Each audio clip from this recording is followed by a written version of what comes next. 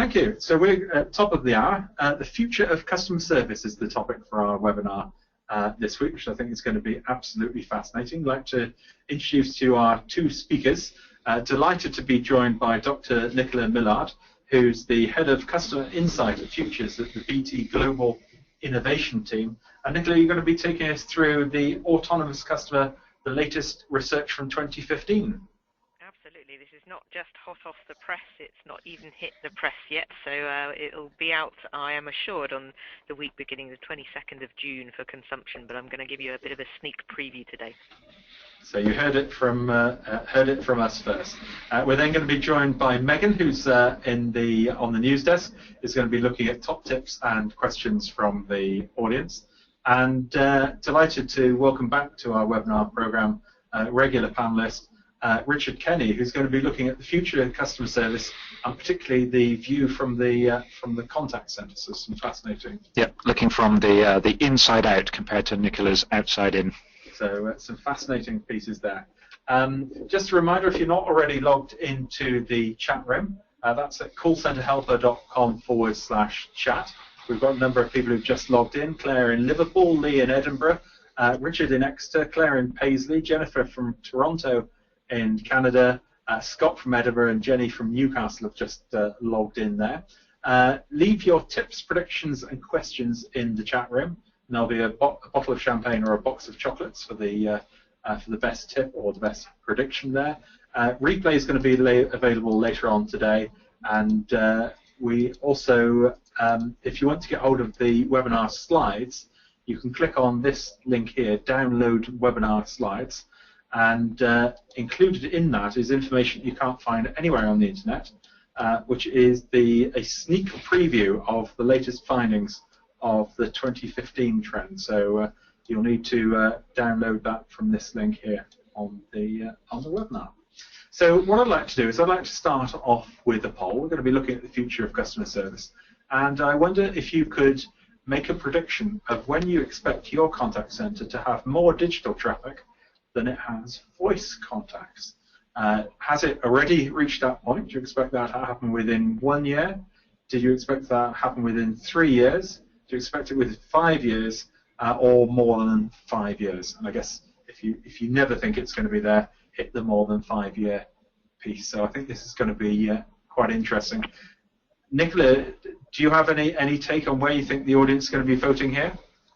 Well, I can only really go on some research that we presented last year on one of the seminars, which was Super Agent 2020, which was showing that within 5 years people thought that digital contact would surpass voice contact, specifically web chat, actually, which I think is the prime candidate for growth. I will talk a little bit about that later, but yeah, I reckon within 5 years it's not unrealistic. Okay, well, let's have a look at the voting. That doesn't seem too far off what our audience are indeed thinking. 4% of the audience says it already has. Only 2% think it's going to happen within 1 year.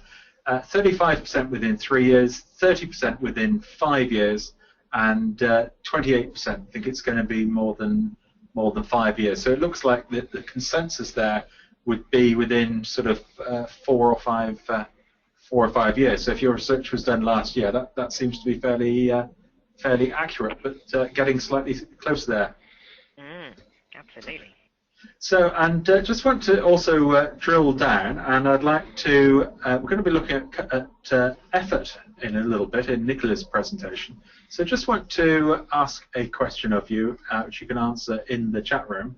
And in 1 or 2 words, could you say how easy is it for customers to deal with your company? So if you'd just like to put that into the chat room, how easy is it for customers to deal with your company? Is it very easy? Is it very difficult? Is it patchy? Michael says it's very easy in his organization. Lee says it's very easy. Let's have a look at Liz says very easy. Virginia, very easy. Matthew says it's a mixed bag. Clifton says it's quite straightforward. Jenny says it's a bit tricky. Stuart says getting easier. Reese says it's easy depending on which channel you choose, so it looks a bit inconsistent there. Craig says easy, but with plenty of room for employment. Claire says fairly easy. Changeable, says Rich. Fairly easy, says Corey, Stephen says it's easy if you call or write, so I don't know where it's difficult. Perhaps if you walk in, it's a bit more difficult. And then he says we try to make it as easy as possible. Catherine says fairly easy with room for improvement. Craig says, again, it does depend on your channel and query type. So it looks like overall reasonably easy, but with some room for improvement. It would be interesting to see if we asked your customers whether they'd agree on that or not. So some quite interesting insight. Well, at that point, Nicola, I'm going to hand the baton across to you. And I think you've got some fascinating research. I was quite surprised by some of the results you had coming out of it in rehearsal. So if you'd like to put your slides up and take us through your thoughts, would be great. Absolutely, I will try my best. Given my usual technical incompetence, we'll see if this actually works. So let's try. Ooh, let's just. There we go. Does that work for you, Jonty? It does indeed. We can see it. Yeah, we can indeed. Perfect. Gosh, I managed to do something technical. Hello, everyone. For those of you who don't know me, where have you been? So I am part of BT's Global Innovation Team. I always say that actually my position in the innovation team here in BT is quite an interesting one because most of the people around me are looking at technologies, and I keep saying I'm looking at the most disruptive bit of the market, and that's frankly, well, that's us, basically. So consumers are doing some really, really strange things, as this research shows pretty much. So for those of you who have heard me speak before, you know that the autonomous customer is something that we do fairly regularly in BT. In fact, we've done it 3 times in various guises over the past 5 years. And the good thing about sort of doing it consistently, in a certain period of time is we can start to detect and look at trends.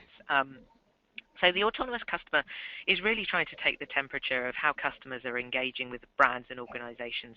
And then obviously the knock-on effect of that, which Richard's going to cover really around, what does it mean for the contact center as well. This year's autonomous customer is an intriguing one because it's bigger and better than ever before, we like to say. As I said earlier, it's actually 10 countries we've covered this year. So we've done a fairly sweeping survey across Asia, US and Europe. So the countries include China, India, United Arab Emirates. We've got the USA, we've got Singapore, Indonesia, the UK, Belgium, Germany and Spain. So we've got quite a contrasting set of countries, and as you will see during the presentation, that also gives you a fairly interesting pattern in terms of different cultural preferences in terms of contact. So that in itself is a challenge. Autonomous customers are quite intriguing customers. The clue is in the name, actually. They kind of do a lot more themselves. They're digitally enabled, typically, autonomous customers, which is the bulk of our customer base now. Obviously, there are some that are not so digitally enabled, but we do the surveys pretty much across all demographics. And really, we ask a whole raft of questions and a set of questions really around how people's attitudes have changed to contact. And I would say that there are I'm going to pull out 8 trends today that we found from the research because it takes about an hour to go through the full data set, so you're really going to just get a little bit of a snippet into some of the trends that we're finding. The first trend actually is one that we've tracked for a number of years in this research, and this is all about the fact that autonomous customers typically are less loyal and are getting less loyal year on year. So partially that's driven by choice, frankly. So we've got a lot of choice typically in the market. Why should we be loyal, frankly? And obviously the really fascinating thing is to see what drives loyalty, and we can start to uncover some of those things, and certainly price does drive loyalty, but not lowest price. Convenience drives it, service certainly drives it as well. But the one that we have been obsessing with, and it's already been mentioned today, is around this notion of easy. Which certainly, again, if you see me speak frequently, I talk about some of the stuff we've been doing in BT around net easy, for example, and how that correlates with our customers' loyalty. Frankly, it's not rocket science. Customers are doing a lot more themselves. They put a lot of effort actually interacting into an organization. So how can we make it easier for them to do that? And certainly when we look at the sort of the key into loyalty, really, and the correlation, we're seeing that 88% of our global consumers are saying they would be more loyal to organizations if they're easy to deal with. So we do know that this is a very big priority, and obviously we're seeing a lot of discussion. To be honest, most of the conferences I've been to recently have had either a session on effort or easy. There are sort of conflicting opinions as to whether effort is a good score or easy is a good score. I think I'm of the very strong opinion that easy is the far better way of doing it. But we are certainly starting to see, how can we make customers work less hard? This one actually ties into the second trend quite nicely.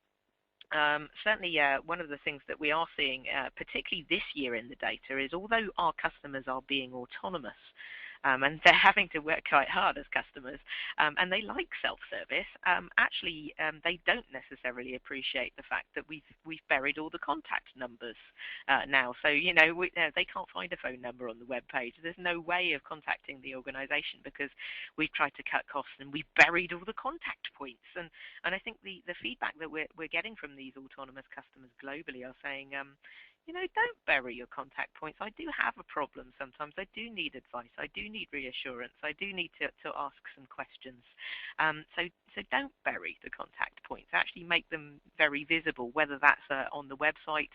Certainly mobility starts to come into this because, as we will see in a little while, that certainly when we get into Asian markets, they're very, very mobile-centric markets. So things like apps start to come into play. So how do we start to add customer service via the app? So how do we make sure that we have contact points in the app? And actually, we're doing a lot in the innovation space at the moment around apps can add a huge amount of value in terms of easy because you can validate yourself into the app. You can use things like Visual IVR to steer customers to the right point that they need help with over the right channel, and whether that's voice or web chat, it doesn't really matter.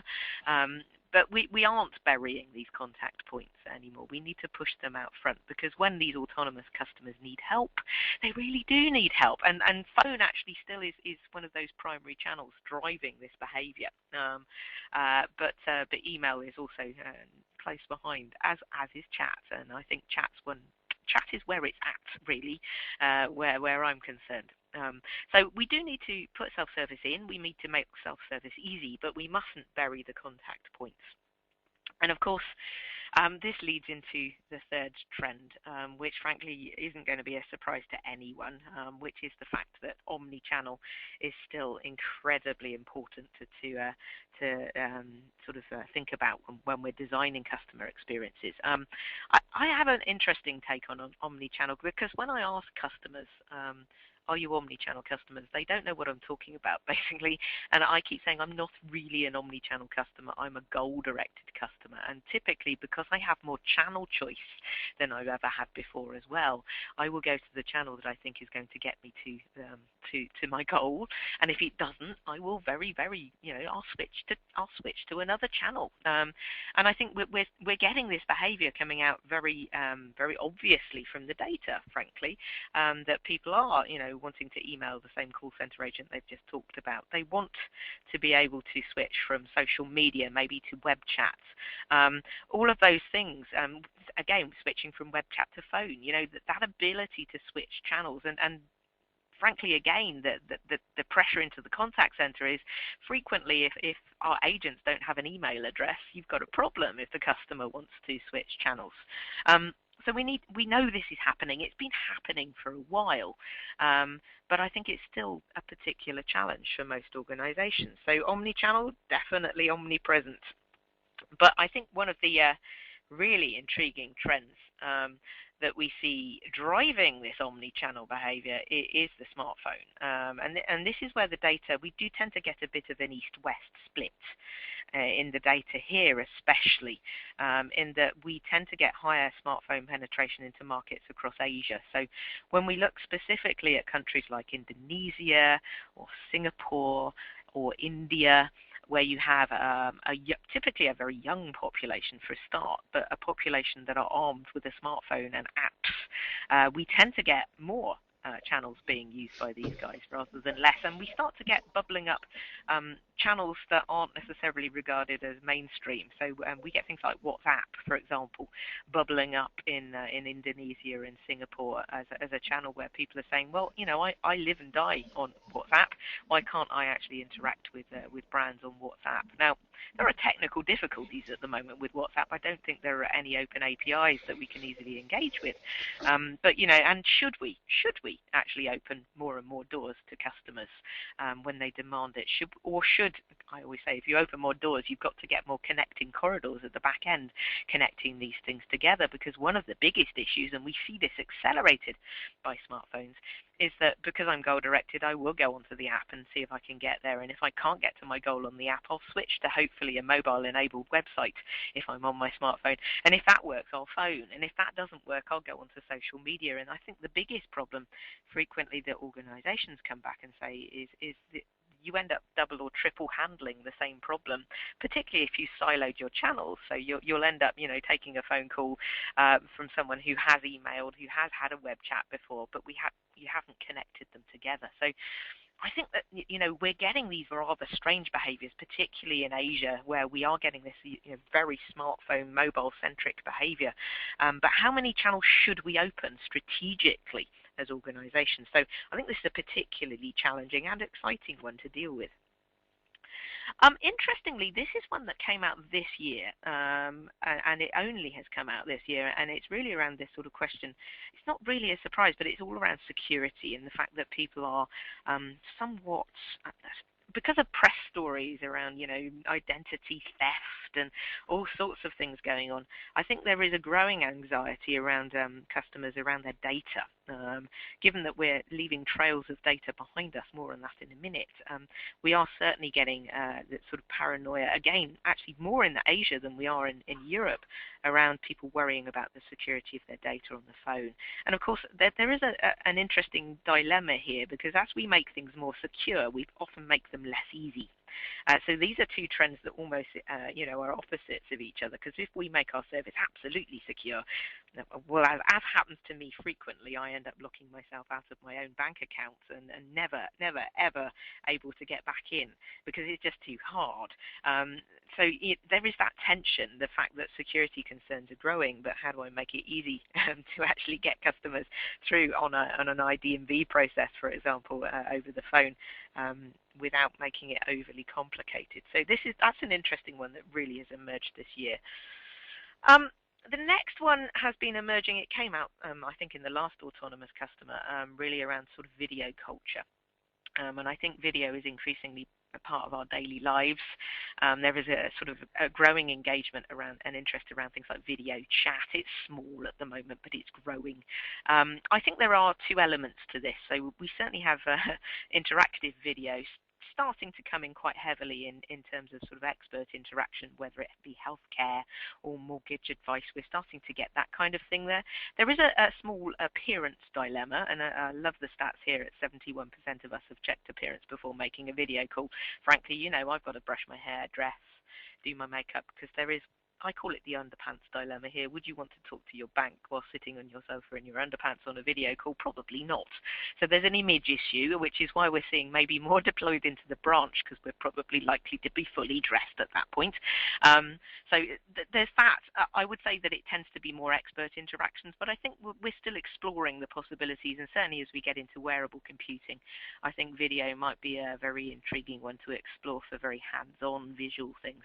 We've also got stuff around simply video. YouTube has become certainly the search engine of choice for the under 24s, and a picture does paint 1,000 words, and hence again in the innovation area we're doing quite a lot around personalized video.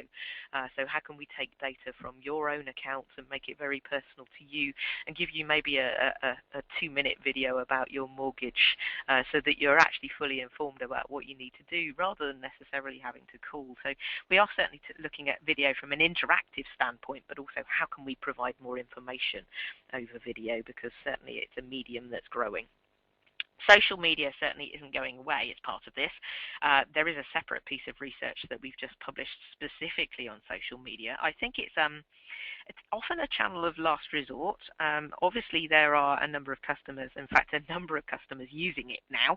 So 1 in 3 are saying that for an urgent issue, I will go tweet or go onto Facebook because people think they're going to get a quicker service. The challenge is 70% of these customers, autonomous customers, expect a response in 15 minutes.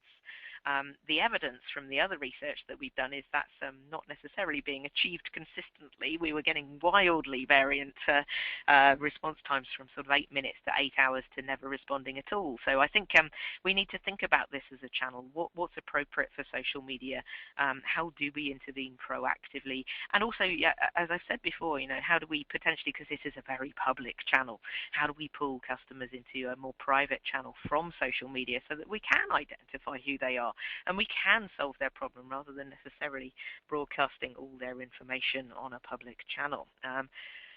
So social media definitely still there as a trend, but quite a challenging one, and it's kind of linked with the final trend I just want to cover, which is one that's emerging and I think is going to get bigger and bigger as we go through the years, and certainly into an era of things like the cloud of clouds and Internet of Things, where effectively we've got a lot of things communicating with each other. And this trend I call the ecosystem, or the me-economy, which is all about customers really becoming slightly more aware that they can trade personal data, potentially for better service, as long as it's securely done. And obviously the security question comes up here. But we are getting sort of 44% of these autonomous customers saying, I would share my information if I get better service. I would share my location data. 55% of us saying, I would share location data. Obviously, very easy on a smartphone, but I expect something back. I'm expecting to trade this information for some aspect of either making it easy for me or easier for me, or just creating a better experience or a more exclusive experience. And I think there's a lot of grey areas here around how do we legislate this? How do we use analytics tools appropriately for this? How do we personally give permission to do this, given that one of the biggest lies we tell at the moment is I have read the terms and conditions. We don't necessarily understand what we have signed up for sometimes. So I think this is going to be a really interesting trend to track in the next few years in the autonomous customer research. And I think the contact center's got quite a big role to play in this in terms of taking that data, but also making meaning of it, and then potentially becoming a lot more proactive. So those were sort of eight of the trends that we've pulled out as being particularly interesting and challenging from this year's research. Obviously, there's a lot more under this as well, but yeah, I just thought I'd put that up for discussion and see what people think. Well, thank you very much indeed for that, Nick. I think there's some quite interesting learning experiences there. Customers don't like it that we have phone numbers buried in our systems, so we probably need to go off and have a look at that. We know that customers want to switch channels, which is driven by the smartphone, though we're not handling that very well. WhatsApp is likely to be the next channel to hit the contact center. It's happening already in Asia, so it's going to happen soon. And also video is a medium that's growing fast. So we're going to test that last hypothesis now with a poll and see when we think it's going to happen to our contact centers. So I'm just going to put a poll up here, which is, what is your view of video chat in the contact center? When do you expect it is going to happen in your contact center? So do you have it already? Are you planning it in the next 12 months? Are you investigating it? Are you playing a wait-and-see attitude, or do you think it's not going to be suitable for you? So it'll be interesting to see where your take is on that. We're waiting for those votes to come in. We have got an article which we're going to be publishing, I think next week or the week after, which is how to turn YouTube into a self-service channel. We've got a number of examples of companies already doing that. So Nicola, let's have a look at the results, and I'll share those on the screen. 5% already have video chat, 2% planning it in the next 12 months, 14% investigate it. We've got the majority of people on a wait and see, with a significant number, 29%, Nicola, who don't believe it's suitable for them. Yeah, I think there are some practical difficulties, not just on the customer side, but also on the call center side. I certainly have been working with a major bank in America, for example, that are saying, well, do we have to employ incredibly attractive call center advisors now? And there's obviously the sort of brand issues around, often these guys are the only ones in uniform. They may be in a separate room. So I think on both sides, the customer side, obviously there's an image issue, but potentially, on the agent side as well. And again, we're looking at sort of innovation as to how we could maybe better do that, and not necessarily, we can kind of overlay some of the visual information potentially from both the customer side and the contact center side, so that we aren't necessarily broadcasting every spot in high definition. We're taking some of the information out, but leaving you with the sort of essential information you need to actually have some kind of video chat, meaningful chat over video.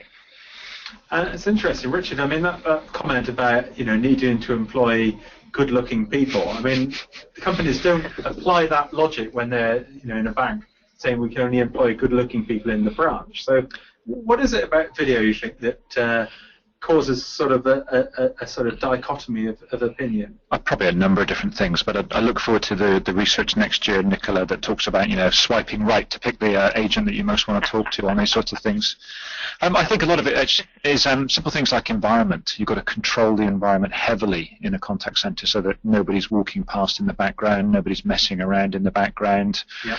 And I think the contact center work, I suppose, to some people is it's impersonal.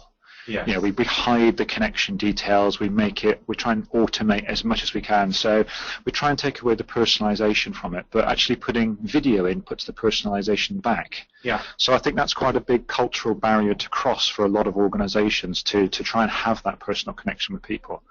The only place I've really seen video doing well is either kiosk replacements. So Hertz hire cars at San Francisco Airport does it fairly well, but also high-end niche banking when you've got a personal relationship with somebody.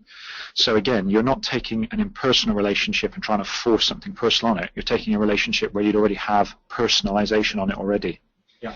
Absolutely. We're also seeing it in healthcare as well. So I always say, it's certainly if you want to go and see your doctor, sometimes it's easier to go through on video and actually show them the rather nasty boil on your bottom, rather than necessarily have to go into the surgery to do that. So there's certainly a lot around that sort of healthcare. But as I said, it tends to be more the expert advice type areas that it's bubbling along at the moment. Mm-hmm.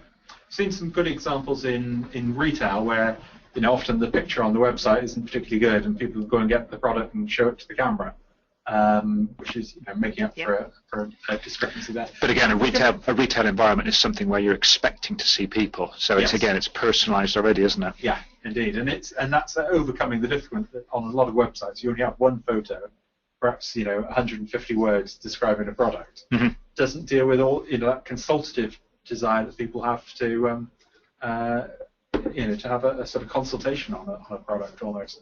Right, we're going to jump across to the chat room now, and where Megan's been busily orchestrating responses and so on. Megan, what have we got on the chat room? Hi, John T. Yep, it's been quite busy on the chat room today, so we're going to start with an audience opinion from Claire that says, it would be interesting to see what the future holds for customers who use access technology and how contact centres embrace this technology and train staff. It is easy to forget that not all customers can see or hear. Absolutely, and actually that's one where video starts to come in, particularly for sign language type applications. We're certainly looking at that because that's an obvious one for video.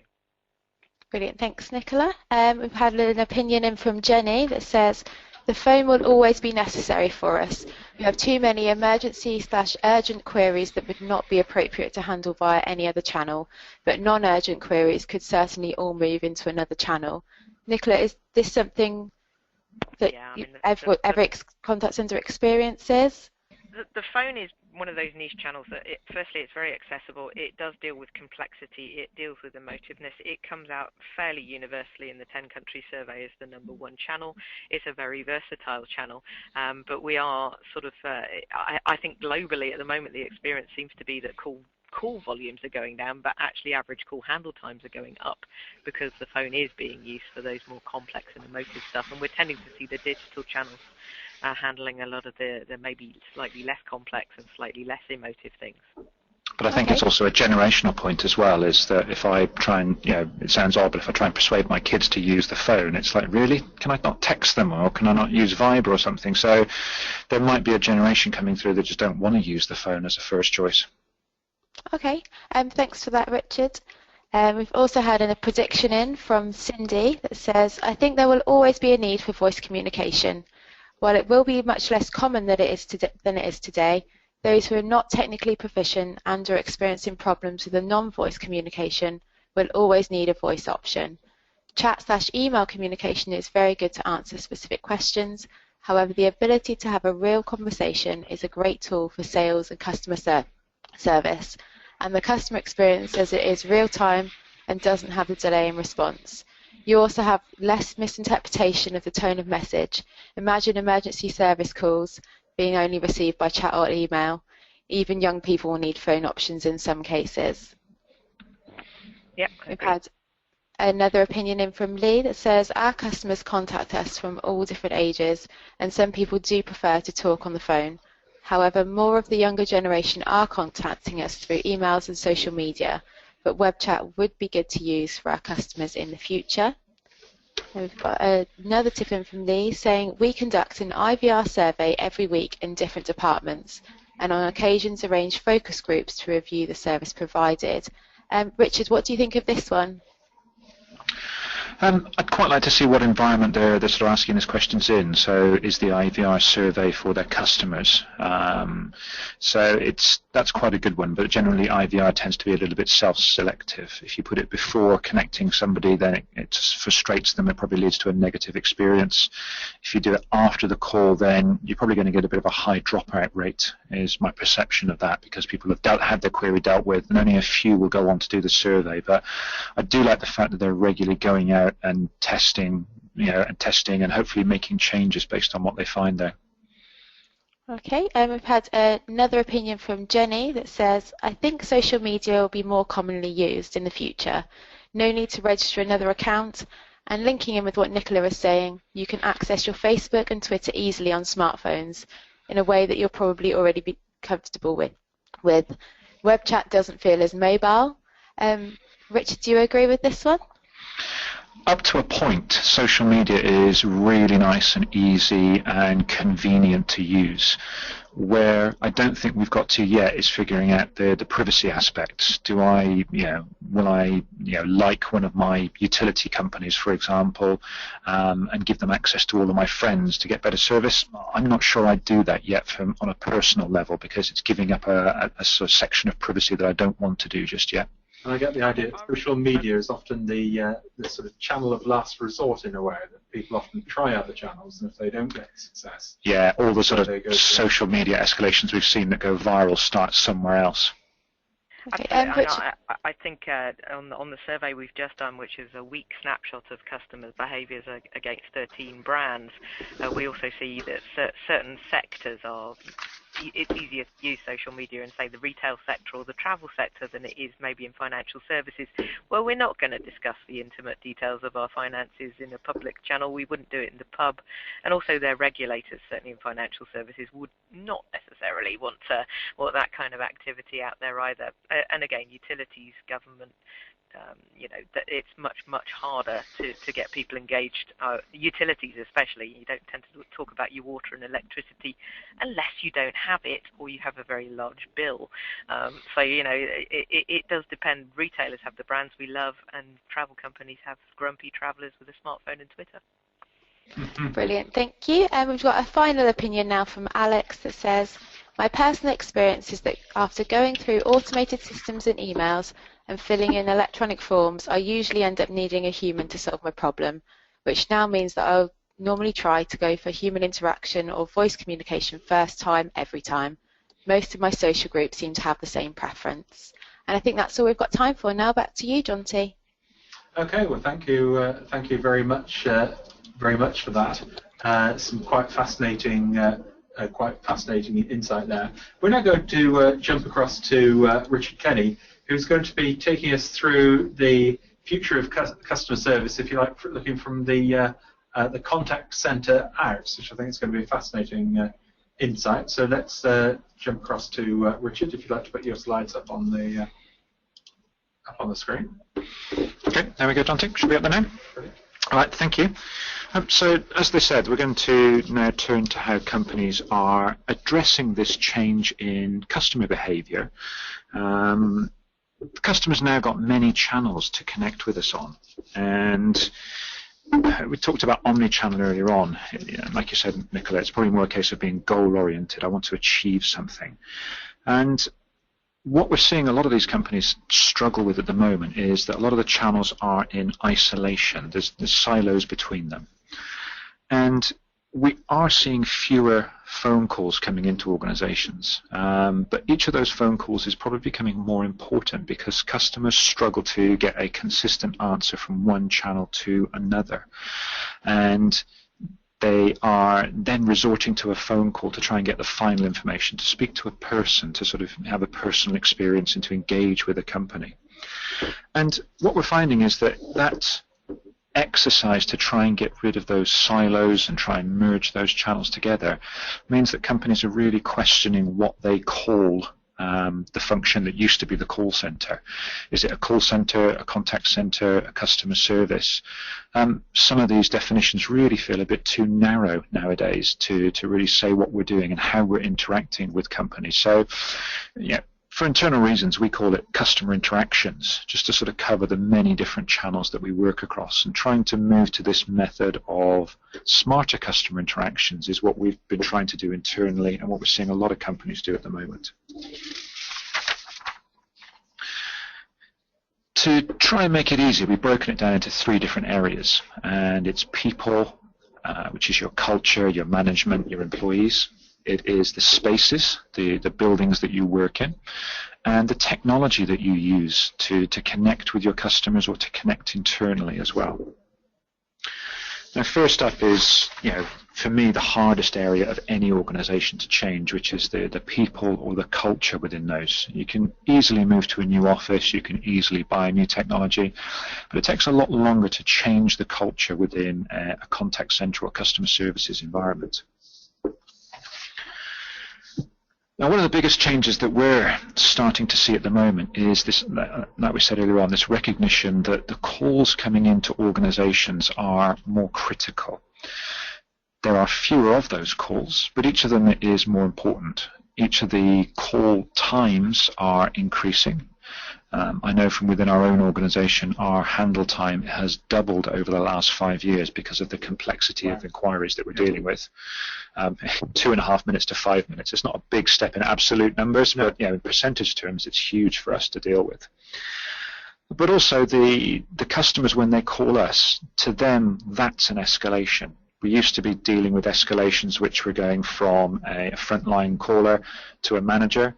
Now the escalation is the call coming into us in the first place. That customer's in a heightened emotional state because something's gone wrong, something hasn't worked. But also they've got their finger on the trigger of social media. They're ready to judge our brand and make that judgment very public as well. So what we're starting to see is the rise of more importance placed on the people answering the phone calls. Mm-hmm.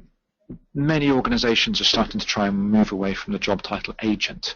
I mentioned earlier on that, to me, the best way to introduce machines, robots, or persona, those sorts of things, are for automated, mundane tasks. That's what agents are associated with. Now, in many cases, you might see research talking about our staff being known as enterprise knowledge brokers, which I'm sure is getting up there for sort of my job title or Nicola's job title in terms of a mouthful. And I don't think it's the right thing yet, but many organizations are sort of really struggling to come up with what's the right title to reflect the rising importance of the work that people are doing within our organizations. That would be a good question to ask in the chat room if anyone has any ideas of what the right title for what we call our frontline staff. Yeah, I think just drop that into the chat room. Definitely worth doing. I think we've done polls on that in the past and looked for champagne rewards for people who've given us the best title as well. But what we're looking at now as well is a difference in the skills that people are being hired for. Very much it used to be a case of hiring people for process, for phone manner, etc. But Nowadays, one of the first things that people are hiring for is the idea of listening skills. We get so little chance to engage with customers. They're disengaging from advertising, they're disengaging from our marketing, that the first thing organizations try and do is upsell and cross-sell when a customer comes in, when actually what a customer wants us to do is probably listen for a little while, empathize to our issues. There's one contact center I've been to where they switch the screens off for the first 30 seconds of any call to make sure that your associates are actually listening to the customer. I'm not sure that's going to be a great one for everybody, but I think that's a really good one to sort of start to listen and empathize. Speaking with impact, taking control of the conversation. We're asking our people to work on the phones up to 8 hours a day, and yet we don't give them any training on how to use their voice to control the conversations, to show to customers that they're engaged and they're being listened to. You're probably going to hear that customer service is the new marketing, a phrase that's popped up more than once in the past. If it is, then we should be telling our customer service teams how to tell our brand story. What's the bigger picture about what we stand for as a company? So that storytelling skill is something that people are looking for as well. Biggest one for me is empowerment. You know that your industry is in trouble when you've made it into popular culture, and the sort of phrase "computer says no" is being unfortunately associated with some of our industry. So making that change and having our contact center staff empowered to deal with customer issues is a really big step. That for me is one of the big learnings from social media, is that a lot of social media teams are empowered to reach into organizations and make changes and make decisions. We're not yet granting that same power to our contact center teams, to our voice teams. So that's a big change there that we need to sort of look for a new skill set. Preaching to the converted here, but changing the focus on measurements away from handle time into immediate customer resolution, customer satisfaction. One of the things I just mentioned there is that there's almost 3 E's associated with our measurements. It used to be about efficiency. Now we're moving to effectiveness. But the third E is almost what's the experience that we're offering to our customer. There's also another E, which is about effort. Now, we talked about measurements earlier on, about how easy is it to deal with a customer. And I think you've got a poll here, Jonty, for us to switch over to. Yeah, we do have it, indeed. And we're going to be asking the question about agent effort. And that is, do you measure agent effort in the contact center? The answers are yes, no, we're planning it, or no at all. An enterprise knowledge broker effort. Yeah, indeed. Enterprise knowledge broker. And it'd be interesting to see if anyone has any terms. No one's yet entered anything in the chat room for that. But if you'd like to type them, that would be good. Let's have a look at what people are saying about agent effort. Let's put the results up on the screen. 30% of our audience are doing it. That'd be fascinating to see what insights you gain from that. 16% no, but we're planning it. And 53% don't do it. So it looks like we've got a large section of our audience that might be missing a trick there, Richard. A little bit, yeah. It's not surprising, really. We're asking so much more of the contact center.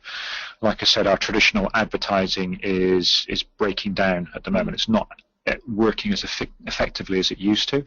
So we're layering more requests onto the contact center, because that's the one channel that does connect with the customer, and we're giving them more software packages to use, more tasks to do, etc. So it's not surprising that people are seeing an increase in the effort that their staff are being asked to work through just to get to manage a single customer interaction.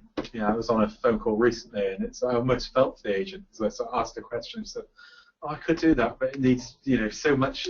I've got to fit in so much on the screen. I thought, I felt really, really sorry for her, because it's like the system tools seem to be getting in the way of her doing a good job. Yep, absolutely. Brilliant. Well, thank you for that. We'll pass the baton back to you there, Richard.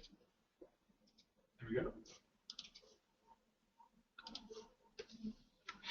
So this for me is one of the areas where people are starting to make an effort, is to reduce the distractions and simplify the work that our frontline associates have got to be doing. Can we simplify and automate tasks? Can we make things easier for people? We did some research recently that showed that associates are being asked to use anything up to 15 different software packages just to get through a single customer interaction these days. So for me, if you ever ring up and somebody says, oh, my computer's a bit slow today, it's probably not. It probably means they're having to cut and paste information from one package to another just to get the task at hand done. So the next topic is about the right environment for delivering these customer interactions. Now, what we're seeing is that the work that contact center staff are being asked to do is changing.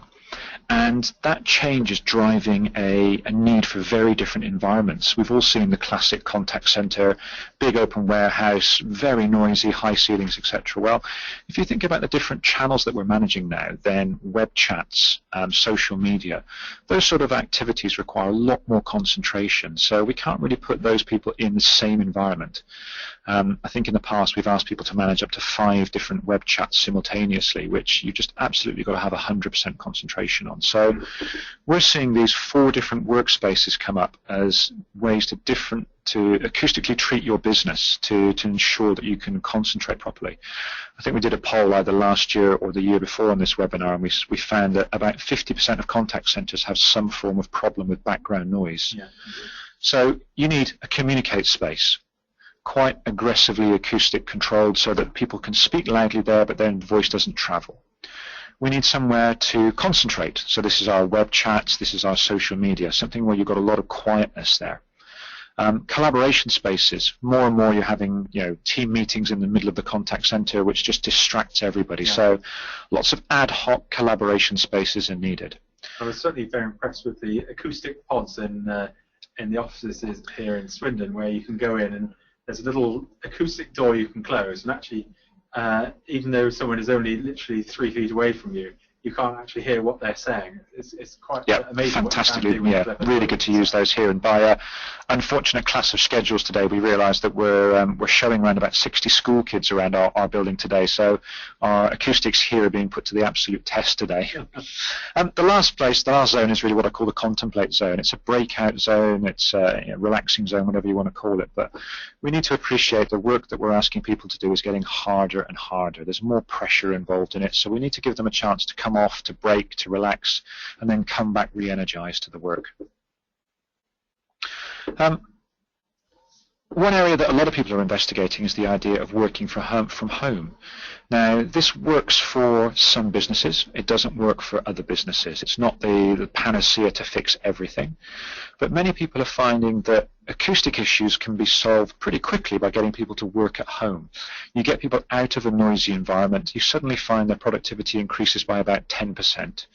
It's also great for employee retention because people don't have to go through a long commute on a daily basis.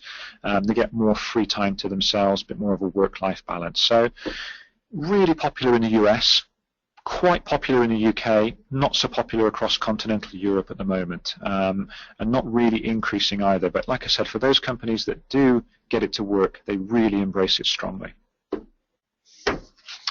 So the last area to look at is the idea of technology. And one of the big areas of technology investment that we're seeing is the idea of increasing collaboration. We did some work a couple of years ago that said about 10% of calls have to leave the contact center to get resolved. Now, at the moment, most people have that as an unmanaged process. It's an email sent out to a different department and nothing's done about it after that. We lose that communication. We can't tell whether it's first call resolution. We might do blind transfer, those sort of things. So increasingly we're seeing unified communications being rolled out into contact centers to reduce the friction between your back office staff and your front office staff. The reason being is that about 60 to 70% of knowledge required to solve a complex query is in the back office still. Hence the term enterprise knowledge broker being popped up for a description of what our people do nowadays. So unified communications might be as simple as just instant messaging between 2 different departments trying to find a quick answer. It might be as complex as collaboration between a customer, the call center, and your back office to get a customer's problem fixed quickly. There's so many different uses for this that people are finding, but one of the main ones is a simple one. It's presence. It's the idea that if I want help, if I want to escalate this further, I can immediately see who's available to help me. I don't have to rely on putting the customer on hold and ringing around various different voicemails to get an answer. This gives me an immediate indication of who's available and what the best method is to contact them. And anecdotally, I'm seeing some form of unified communications pop up in every contact center I go and visit at the moment. Next one, and if we wanted to do a little quiz for you here, we'd ask you what this logo is. It kind of looks like Google Photos, it kind of looks a bit like Chrome. But what it is WebRTC. And where unified communications is being used to reduce the friction of collaboration internally, WebRTC is being looked at to reduce the friction of collaboration with customers or connection with customers. At the moment, many customers will go onto a website, they'll be looking through our products and services, and then they'll realize they want a phone call to us. So they'll have to go somewhere else to find that phone number, and then somewhere else to actually use that phone number to connect with us. What WebRTC does is it basically allows them to call straight into our organization from the website. So for the customer, it makes it a lot easier. It's one button, push, and you're instantly connected with somebody within a contact center. For us as organizations, it gives us the really good benefit of being able to track what that customer's looked at. It gives us their identity. And it gives us, we don't have to authenticate that customer. We don't have to ask them what they've tried or what they've looked at. We've got all that history in front of us already. So the aim is that WebRTC is going to make a really big difference in terms of making it easy to interact with customers. Now you might think, well, technology takes a long time to adopt, but there are already 2 billion devices out there worldwide that are WebRTC enabled. Every Chrome browser, every Firefox browser, even Apple's iOS is WebRTC enabled. So you've already got this huge customer base that are ready to connect to your organization using this technology. So that's it from me. That's a bit of a quick blitz around the people, the places, and the technology that we see organizations are adopting to deliver these smarter customer interactions. Wonderful. Thank you for that, Richard. I think some quite interesting learning experiences there. Calls coming into organizations are being more critical. I suppose that I've never really thought of it in that way, but certainly if call volumes are going down, handle times are going up, then that's certainly quite an indication of it. If you look at the sort of examples of, let's say, financial services, we always used to ring up a bank to find our bank balance. Yeah. Now you probably ring up through credit card fraud, account hacking. So to a consumer, that is a really critical situation to be calling about. If you're not measuring employee effort already in your contact center, now is probably a good time to do that. I think it's true to say that the increasing collaboration is becoming quite key as the calls get more critical. And certainly that 10% of communication that's transferred outside of the contact center is an unmanaged process. And certainly, for many people it is. For some people they've got it deliberate. So help desks, for example, there's an escalation path from first line to second line and so on. But for many other people, completely unmanaged. That would be a good one. And it'd be, RTC is another big trend that's about to happen soon. So if you're not familiar with WebRTC, probably now is a good time to do it. We probably need to put an article on call center on what is it and how does it impact the contact center. So we'll put that through. Thank you very much, Richard. We're now going to jump across to Megan on the chat room. And Megan, what have you got back in terms of tips and questions? Thanks, Jonty. It's been quite busy again. We've got quite an interesting question here for you, Richard. Is the move to digital for the company or the customer's benefit? Has come in from Sydney. I think it's both. So if the company does it, they tend to call it call deflection or call avoidance in the worst sort of cases, which I don't like, but basically there's a good company benefit there that helps them deliver simple, easy interactions in a quick, repeatable way. So like bank balances, for example, why would you need somebody just to tell you your bank balance when you can look at it on an app or through any other digital channel? But for the customer, there's also the benefit of 24/7 availability. There is the benefit of not having to go through a complex IVR or any sort of transferred around companies or any of that sort of thing. So for companies, for customers, there's a huge benefit in digital. The other one is identity. If I've got an app on my phone, it always remembers who I am. I don't have to authenticate the same way that I would do by calling into a contact center. So for me, the benefit is both for the company and the customer. Brilliant. Thanks for that, Richard. We've had an opinion in that says the fact that customers are unhappy that the phone contacts are buried on the website is an indicator that they still want phone communication available. Yep, completely agree. Brilliant. We've had an opinion in from Craig that says our YouTube channel provides a lot of general advice that we can point to from other channels. It's also easy to support across our social channels. Nicola, is this where YouTube is being used the most at the moment? I think, yeah. I mean, I think a lot of the stuff that certainly BT's put on YouTube has been around things like troubleshooting. So all of those very common queries around, maybe your hub isn't working. We can actually just do a very short film to say, double check this, and if that works, you don't have to ring us. Actually, if it doesn't, you can ring in, and that's where that complex query starts to come in.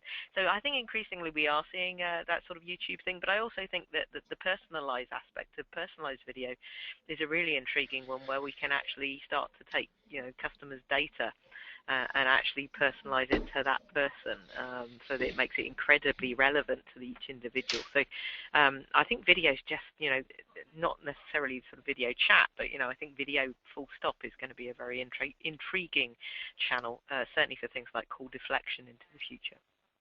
Brilliant, thank you for that, Nicola. We've had a tip in from Leslie that says, we blend chats with emails and find that works best for our company and customers at the moment. Nicola, do you think that some kind of harmonious coexistence is the end goal here, or that one channel will eventually just reign over all of them? I think chat's where it's at, as I said. I Okay. think email tends to be, firstly, I describe it as a slow tennis match. So I think it's a good informational channel. So if you're going to send a customer a 54-page document, you probably don't want to do it on chat. But in terms of the sort of real-time interaction, I think chat's where it's at for a number of reasons. Customers tend to start online these days, so actually having a chat whilst online seems to make a lot of sense. Obviously, you might want to move on to the phone channel if it gets very complex or emotive, or my fingers get tired. But I think chat's a very versatile channel. It's also typically cheaper than email. I think that, frankly, if we're looking at the sort of underlying cost base of taking email transactions versus chat transactions, I think chat tends to come out infinitely cheaper, and also is ranked by customers as a lot easier as a channel than email. But so I think use each channel to its strengths. Email's a good informational channel. It's not a good conversational channel. Chat's a fantastic conversational channel. Brilliant, thank you for that, Nicola. And I think we're just going to wrap up with some suggestions to the earlier question of the best name for an agent. So Matthew has suggested customer service representative or customer service technical advisor. Cindy said representative is much more common and better than agent. Leslie suggests technical support consultant. Michael says customer service specialist. Craig said we're considering replacing customer service advisors with customer experience partners. Claire says customer service executive. And Helen says we're just looking at renaming our advisors and have come up with customer experience partners. Richard, what do you think of those? Have you got a favourite? I like customer experience partners. I like that one a lot, actually. I certainly like getting customer service into it. So thank you very much indeed for that, Megan, as always. Just if everyone can type in it's the chat room in 1 or 2 words, what did you like best about the webinar? Slides are going to be available later on today, and you can watch the replay at callcenterhelper.com/recorded webinars. And just like to say thank you to our 2 speakers. Dr. Nicola Millard from BT, thank you to you. Thank you very much, John T. And thank you to Richard Kenny, and thanks for all of our audience for dialing in today. Next week, we're going to be looking at contact center metrics. Thank you, and see you all next week. Bye-bye.